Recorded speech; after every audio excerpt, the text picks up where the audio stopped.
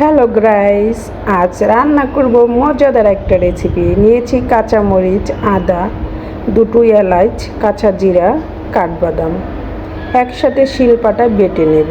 চলে আসলাম চুলার কাছে। কড়াইটা গরম হলে পরিমাণ মতো তেল, গোটা জিরা, তেজপাতা দিয়ে বেটে রাখা মশলাটা দিয়ে একটু ভালো করে ভেজে নিতে হবে, যাতে মশলাটার কাঁচা গন্ধ না থাকে। ভাজা হয়ে গেলে এখানে আরও বাকি মশলাগুলো দিয়ে দিব। কি মশলা দিচ্ছি সেটাও শেয়ার করব। দিয়ে দিলাম ধনিয়া গুঁড়া, শুকনো মরিচের গুঁড়া, দিয়ে দিব হলুদ গুঁড়া, দিয়ে দিব স্বাদ মতো লবণ। এখন সবগুলো মশলা আবার একটু 1 মিনিটের মতো এর সাথে নেড়েচেড়ে ভেজে নেব। অল্প পরিমাণ জল দিয়ে মশলাটা ভালো করে কষিয়ে নেব। মশলাটা যত ভালো কষানো হবে এই মাছের রেসিপিটাও খেতে ততটাই ভালো লাগবে। দিয়ে দিলাম 1/2 টেবিল চামচ চিনি। চিনিটা হচ্ছে এর স্বাদটা ব্যালেন্স করবে। এখন দিয়ে দিচ্ছি রুই মাছ। আজ কিন্তু আমি মাছ ভাজিনি, কাঁচা মাছ দিয়ে আজ এই রেসিপিটা রান্না করব। সবগুলো মাছ দিয়ে এখন আলতোভাবে নেড়ে মাছগুলো কষিয়ে নিতে হবে। এই কাঁচা মাছ দিয়ে এই রসাটা খেতে কিন্তু দারুণ মজাদার। আমি কিন্তু অল্প উপকরণ এবং পেঁয়াজ রসুন ছাড়াই এই মাছের রেসিপিটা রান্না করতেছি। তোমরা চাইলে একবার আমার মতো এভাবে করতে পারো। আমার কষানো হয়ে গিয়েছে। এখন এখানে পরিমাণ মতো ঝোল দিয়ে দিব। তবে এখানে ফুটন্ত গরম জল দিলে এই রেসিপির টেস্টটা দ্বিগুণ লাগে খেতে। এভাবে আলতোভাবে নেড়ে চেড়ে উল্টিয়ে পাল্টিয়ে মাছগুলো একটু ভালো করে কষিয়ে নিতে হবে।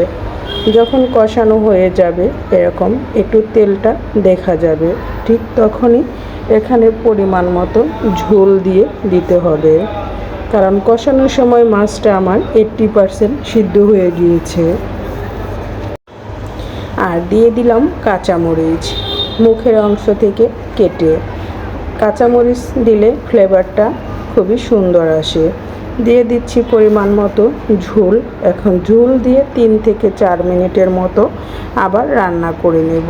আমি যতটুকু ঝোল দিয়েছি ততটুকু পরিমাণ ঝোল কিন্তু থাকবে না, অল্প একটু ঝোল রেখে মাছটা নামিয়ে নেব। রেসিপিটা কিন্তু দারুণ মজাদার হয়েছিল। আমি কখনো কাঁচা মাছ এভাবে রান্না করিনি, তবে খেতে দারুণ লেগেছিল। এই প্রথম আমি এই বড় মাছ কাঁচা এভাবে রান্না করলাম। আর নামানোর আগে দিয়ে দিব 1 টেবিল চামচ ভাজা জিরা গুঁড়া। আমার রেসিপিটা রেডি। এখন চুলা থেকে নামিয়ে নেব। দেখতেই পেলে বন্ধুরা, অল্প উপকরণে খুব সহজেই রান্না করে নিলাম এই মজাদার রেসিপিটা। তবে আমি যা মশলা দিয়েছি ঠিক এই মশলা দিয়ে এভাবে রান্না করলে এর স্বাদটা ঠিক একই রকম থাকবে। তবে এখানে রসুন আর পেঁয়াজ দেওয়া যাবে না। গরম ভাতে এই রুই মাছের রসাটা খেতে কিন্তু দারুণ লাগে। কেমন হলো? ভালো লাগলে অবশ্যই লাইক, কমেন্ট, শেয়ার করে আমার পাশে থাকবে। সবাইকে অনেক ধন্যবাদ ভিডিওটি ফুল ওয়াচ করার জন্য। আজকের মতো আমি নূপুর সাহা এখানেই বিদায় নিচ্ছি। আবারও সবাইকে অনেক ধন্যবাদ। সবাই ভালো থাকবে, সুস্থ থাকবে। আবার দেখা হবে নতুন রেসিপি, নতুন ভিডিওতে।